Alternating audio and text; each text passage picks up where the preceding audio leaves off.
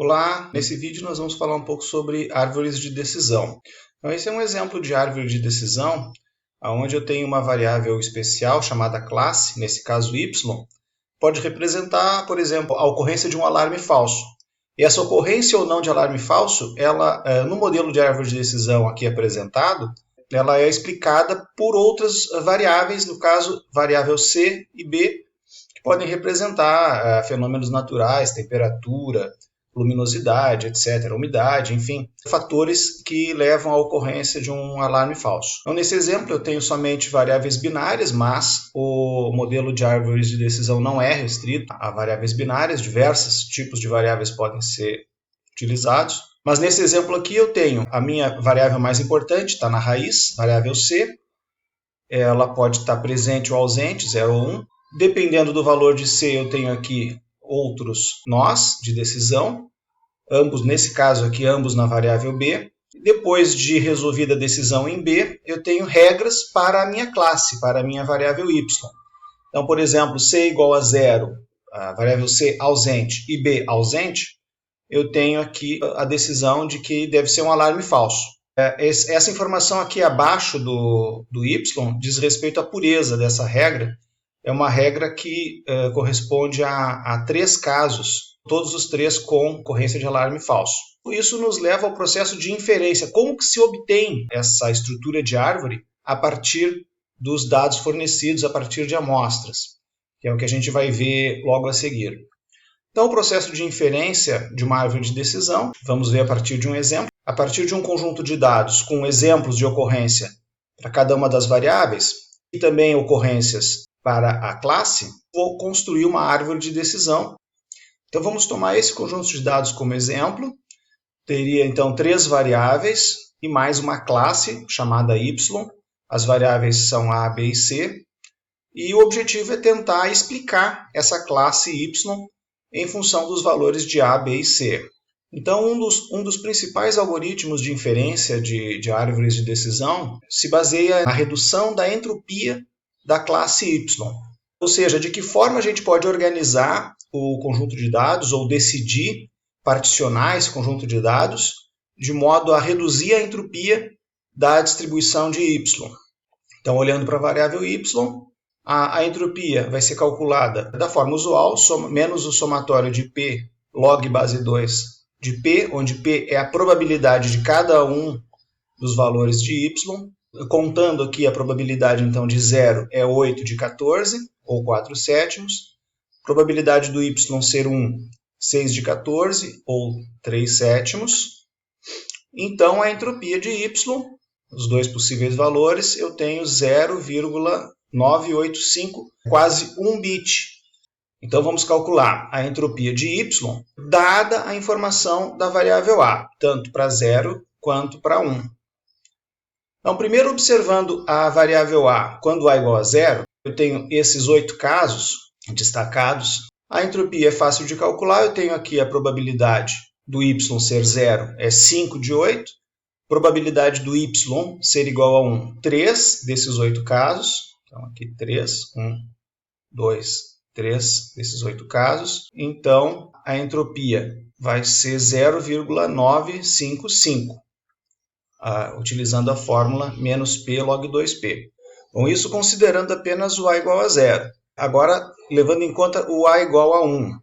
Então, a entropia de y para o A igual a 1, ela é calculada em função das probabilidades do y ser 0 e do y ser 1. Então, eu tenho aqui 3 casos de y igual a 0, 3 casos de y igual a 1, meio, meio, a entropia, então, é 1. A entropia de y é 1. Agora eu vou combinar aqui o efeito tanto do A0 quanto do A igual a 1, o efeito do A de forma conjunta, calculando em média aqui o valor da entropia, ponderada pela probabilidade. Eu tenho uma probabilidade de 4/7 do A ser 0, uma probabilidade de 3/7 do A ser 1, isso é calculado olhando para a coluna do A. Então esses pesos são usados aqui nas entropias correspondentes, que dá uma média de 0,9743. É uma pequena redução em relação à entropia de y, sem observar o A, que era 0,985. Bom, agora verificar o efeito da observação da variável B na redução da entropia de Y. Será que a variável Y ela terá menos entropia ao observar a variável B? Então, novamente, da mesma forma, primeiro olhando os casos que correspondem a B igual a zero, eu calculo a probabilidade do Y para cada um dos casos, Y0 e Y1, e também a entropia de Y para o B igual a 1. Corresponde a esses casos, essas linhas destacadas aqui. A entropia é 0,863, em função da probabilidade de Y igual a 0, 5 sétimos, 5 de 7. A probabilidade do Y ser 1, 2 sétimos, 2 de 7. Esses dois casos aqui. Então, esses dois valores de entropia ponderados pela probabilidade correspondente aqui ao B0 e ao B1, eu tenho que metade dos casos de B são 0, outra metade 1, média ponderada, calculada aqui, levando em conta esse 1,5 para B igual a 0 e 1,5 para B igual a 1, vai dar 0,932. Comparando com a entropia de Y sem observar o B, eu noto que é parecido, é uma redução pequena também. Então, finalmente, vamos verificar o efeito da variável C. O cálculo, da mesma forma, não vou colocar aqui o cálculo da entropia de Y, levando em conta a variável C, observando a variável C. Você pode realizar esse cálculo e conferir aqui que eu tenho uma entropia bem menor ao particionar na variável C. Então, a entropia de Y vai para 0,727. Refletindo um pouco sobre isso, o que é uma entropia menor? Significa que eu tenho menos incerteza associada à classe Y, à variável Y. Então, significa que eu estou tendo acesso à informação associada à variável Y. Comparando com a redução de entropia obtida pelo particionamento em B e também com essa redução obtida pelo particionamento em A, eu vejo que a maior redução de entropia, ou ganho de informação, a gente pode usar também essa expressão, está associado ao particionamento em C. Por isso, a gente escolhe essa variável C como sendo a primeira, a mais importante da nossa árvore de decisão. Vai ser a raiz da árvore de decisão. Todas as outras decisões, todos os outros particionamentos ocorrerão após esse primeiro particionamento em C. Então, a construção da árvore de decisão ela segue um processo iterativo. Agora eu vou particionar usando a variável C, que foi escolhida como raiz. Eu vou trabalhar com os casos de C, primeiramente todos os casos que correspondem a C igual a zero. Dentro desses casos eu posso escolher uma variável A ou B para fazer um novo particionamento dentro desse caso de C igual a zero. Então, primeiro vamos verificar aqui o efeito da variável A, particionando em A. Primeiramente, então, considerando A igual a zero, a entropia dá 0,971. Considerando os casos A igual a 1, que são esses aqui que sobram, né? Esses dois, eu tenho que a probabilidade de ocorrer um zero é nenhuma, é nula, porque todos os casos correspondem a y igual a 1. Eu não tenho incerteza associada a essa situação. A entropia é zero. Então, agregando esses dois casos aqui de A igual a 0 A igual a 1, média ponderada pela probabilidade, eu tenho essa entropia de 0,693. Então, vamos agora para a variável B. A variável B pode ser que ela nos dê uma melhor redução de entropia. Então, primeiro para B igual a 0. Novamente, aqui eu tenho entropia nula, porque eu tenho certeza, nesse caso aqui, do valor de y. Eu não tenho nenhuma incerteza associada. Todos os casos aqui de B igual a 0 correspondem a y igual a 1. Por outro lado, aqui o B igual a 1, eu tenho metade dos 4 casos associados a y0, a outra metade eu tenho y1, ou seja, entropia de 1 bit.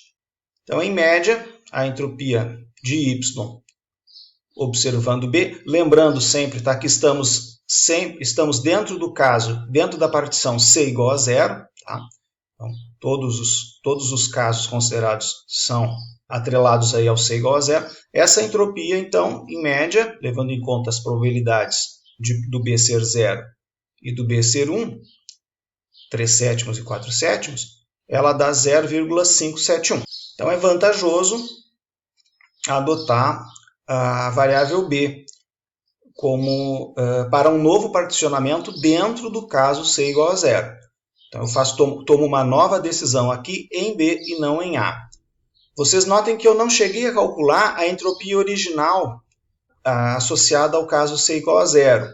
Então, eu não estou observando aqui a redução de entropia, e sim a entropia associada ao particionamento, tanto em B quanto em A. Mas fica como exercício vocês terem exatamente quanto que eu tenho de redução de entropia para cada um desses casos. Ou seja, qual era a entropia original da distribuição de Y para o caso C igual a zero. Ou então, ao adotar a variável B como novo critério de particionamento dentro de C igual a zero, eu já tenho uma primeira regra aqui, né, bem clara. C igual a zero, B igual a zero, me leva ao Y igual a 1 com pureza bastante alta, 100% de pureza. 3 dos 3 casos dentro dessa regra correspondem ao y igual a 1. Aqui ainda restaria trabalhar com o C igual a 1, precisaria efetuar essas operações de avaliação da potencial de cada variável dentro do caso C igual a 1, não foi feito, fica como exercício, e também analisar o caso dentro de C igual a 0, o caso B igual a 1. Talvez eu possa particionar em A, né, nesse caso, mas fica como exercício. Agora vamos analisar o resultado, né, da árvore de decisão após realizadas essas operações. Então o resultado é esse. Eu tenho a minha primeira decisão em C, conforme calculado, e uma segunda decisão dentro do caso C igual a 0, a segunda decisão é em B. Eu não mostrei, mas a partição C igual a 1 também me leva a uma segunda decisão em B. Tá? Bom, aqui está aparecendo aquela regra que a gente observou, y igual a 1 dentro de C0 e B0, e algumas outras regras também, que também são oriundas da árvore de decisão. O algoritmo que a gente estudou, que a gente apresentou no exemplo, basicamente é o ID3, que seria um dos pioneiros, um dos primeiros algoritmos de árvore de decisão.